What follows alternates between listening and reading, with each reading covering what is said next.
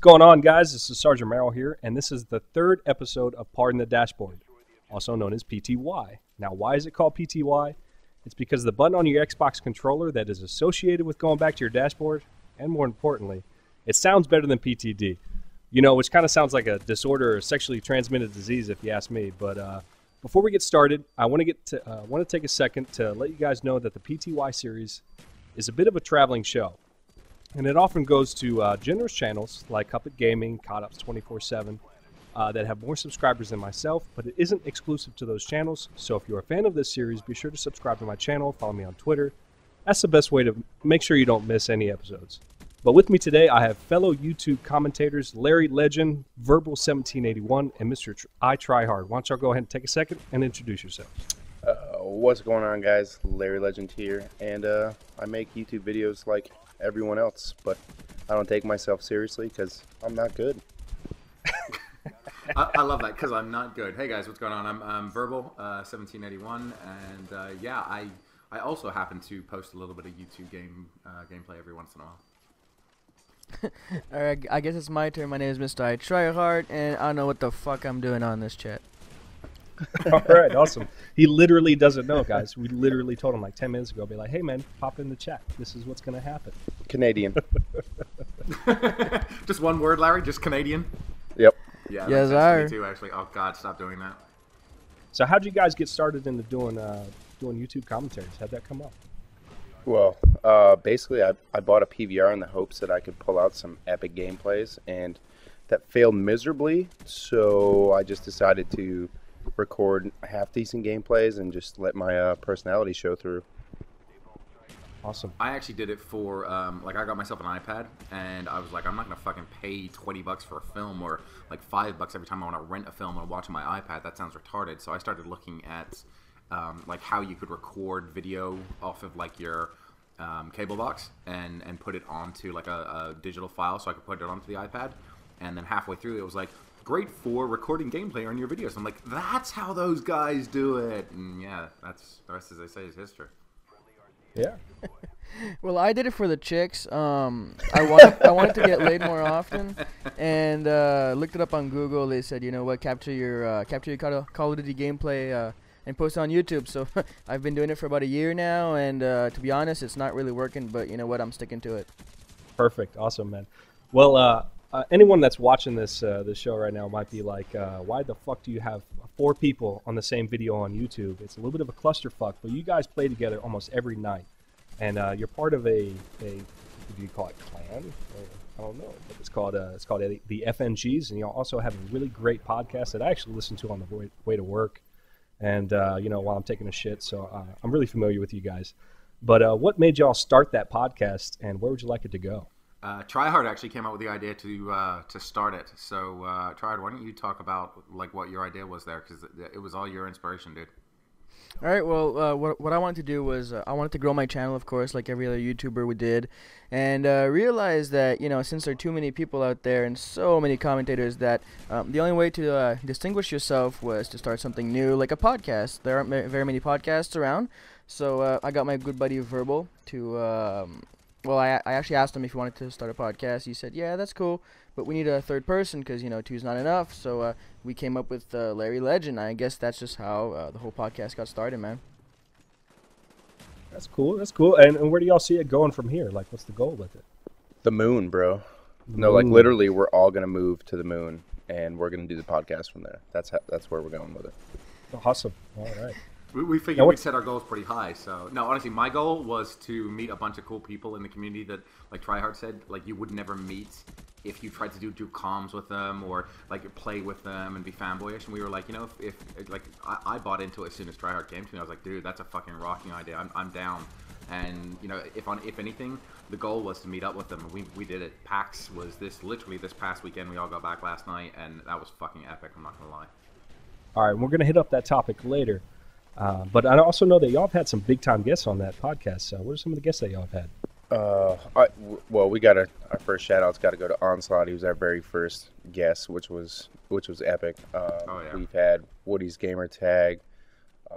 Tryhard Ninja K-pop. was the second guest. Tryhard Yeah. Ninja, fucking, we emailed him, and this was like, back when we were 3 directors. I want to say directors, but we all had 1,000 subs, if that, maybe between us type thing.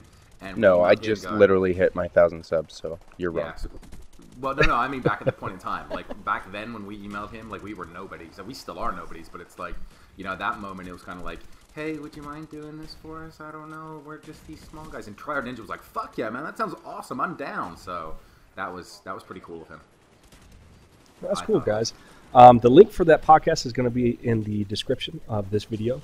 And since y'all are some not big time YouTubers, but experienced YouTubers at this point, I wanted to talk about something that's kind of controversial with a lot of new subscriber or new Call of Duty commentators that are coming up. What do you think is more important? Do you think the gameplay is more important that they post, or do you think the commentary that they're giving and their personality is more important behind that video? Well, I think this day and age right now with Black Ops is that the gameplay can get kind of stale. There's still great games out there that you can watch and that are entertaining to watch, but most of it's no different than something else you can see somewhere else. So I think it's a mix between the gameplay and the commentator, and the commentator's got to be, I mean, they have to get you in. They have to get you in the first 30 seconds and keep you in. And gameplay is just that secondary factor that keeps your eyes entertained for, anywhere from 5 to 10 minutes. Yeah, I'd agree with that. I think it's to capture someone's attention to begin with, you have got to have personality. You're not going to capture someone without good personality. You have a chance, I would say, of capturing someone without good gameplay, but that's a long shot, and you're going to do much better if it's a combination of both. But without a shadow of a doubt, people will watch the stupidest fucking gameplay. And I've done it, and we've all done it, but it's funny. If you put up some crappy gameplay, or oh my god, look at how bad I failed, that's funny if you enjoy the director. So to me, it's 95% personality, and it's just that 5% when you first get introduced to someone. Do they know what they're doing, or are they just completely full of shit? That kind of sways you a little bit, for sure. I'd say, at least. What do you think, Seb? Oh yeah, I'm gonna have to agree on the whole. It's about the commentator and not the gameplay, because if you look at all the big commentators, only one really big guy has ever succeeded off of on gameplay only, and that's Randy Savage, and he can't even he doesn't even post commentaries anymore. So everybody else are just really good commentators, and they just are so eloquent with their speech, and they do such a good job of commentating and explaining points and opinions and whatnot. So I gotta be boring and stick with the whole group and say that it's about the commentator and not the actual gameplay itself.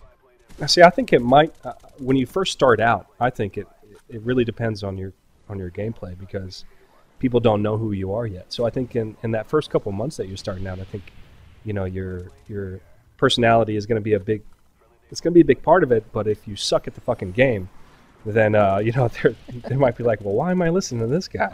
Dude, I need to get rid of my channel then. You're done, Larry.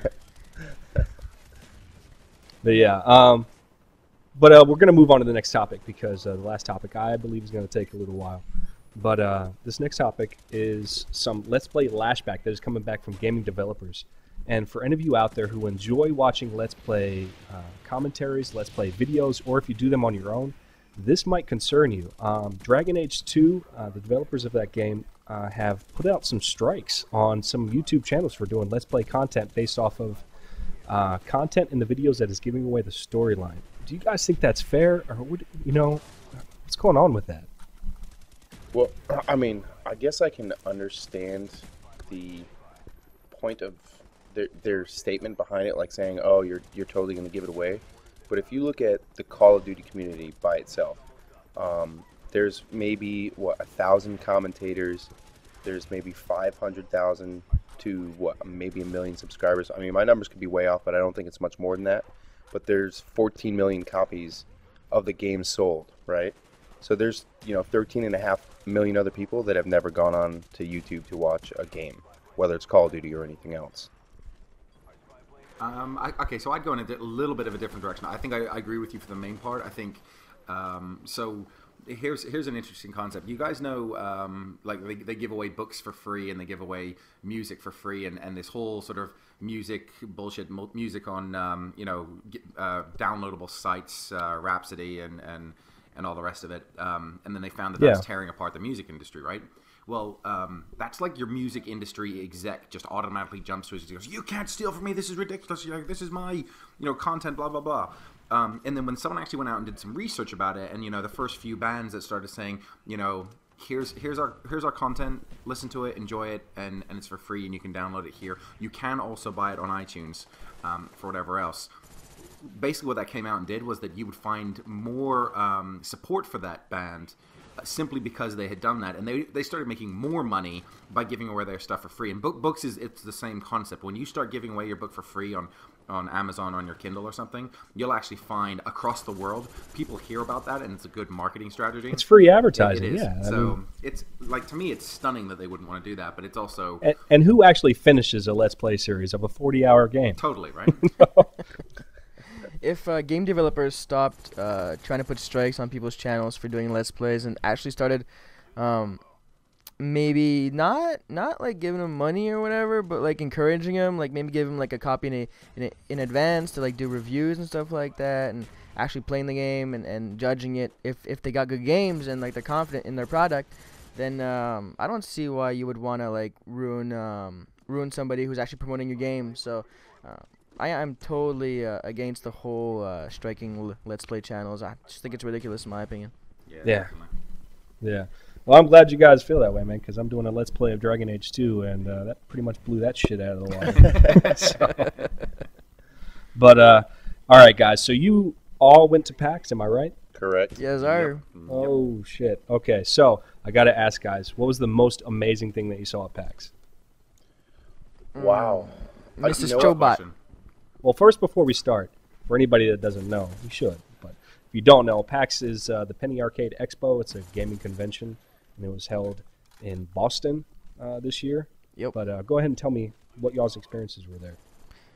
I'm gonna be honest and go ahead and say that I went to PAX from Wednesday to Sunday, and I actually only went to PAX on Friday. We got like I got like stuck like sleeping at the hotel the whole time because I was trying to recuperate from hanging with all the other directors out there. These guys were crazy. They're going insane. We were going to bed at like 8 in the morning. So I don't remember much of PAX, to be honest. We tried a few games. I tried Brink, which was I liked it, but I didn't like it at the same time. It was like a 50-50 for me. And I saw Gears 3, which was awesome. Of course, it's beautiful. Saw some different games, but didn't have time to play much of them, to be honest. So y'all met a lot of other commentators at this expo, right? Yeah. A lot of them. I think that was my favorite part was actually getting to meet these guys, because you have perception of what, the commentators are. You think they're all cool guys, but when you meet them in person, who knows? And they were all legit cool-ass dudes. And I think probably my best memory would be doing the podcast Saturday Night Live, and we pulled, basically every commentator in, and they came in and joined us, for 2, 3, 10 minutes and just had fun. And our special guest was the epic and always cute Gold Glove. Nice. Okay, so I've got 3 quick stories, and I'll tell them ridiculously quickly. So Gold Glove was my highlight. Like, that kid, there's no act with him. What you see in his videos is just a snippet of who he is in real life, and that is amazing to see, which kind of backs up Larry's point. My worst moment was everyone else seemed to get to meet K-pop, and we were tweeting and texting to each other, and I never got to meet you, and I'm gutted about that because I would love to have met her. But then my absolute highlight of the whole time was meeting 2 different guys at 2 different moments, but the feeling was the exact same, and it was kind of like we didn't say anything to each other. We just saw each other. We both knew that we both recognized each other, and then we both gave each other huge hugs, and I was like, that was awesome. That was meeting a friend in real life for the first time, and I loved it. And the first one was Larry. As I walked in the door of the hotel, I just saw him. I was like, that's awesome. And the second one was Tryhard Ninja. All homo. Oh, dude, totally. Tryhard Ninja walked in at midnight on Saturday night, like 10 after midnight or something, just as FNG finished. And he ignored every single huge director in there. And I mean, we had FPS Kyle and, FPS Russia was in there too. Nod, wink, wink. Woody's gamer tag. Fucking everyone was in there. Igor walks around the room, comes over to me, and he's like, verbal. And I just gave him a big hug. I'm like, that was awesome. You gotta say no homo after that, dude. Yeah, you got to. Nope. No, I don't. All right. Well, shit, guys, we're hitting 15 minutes, and I wish this was a podcast. We could go further, but this is a podcast on speed. If you guys liked this series, if y'all like this episode, make sure you subscribe to me to see more, and also make sure you subscribe to these guys because they do a great podcast and they have great stuff on their channels. But other than that, that's all I got. Y'all want to go ahead and say bye real quick? Appreciate it, man. Thanks for your time. Yes, Yeah, sir. appreciate it. Peace out. All right, guys, that's all I got. Sergeant Merrill, out here.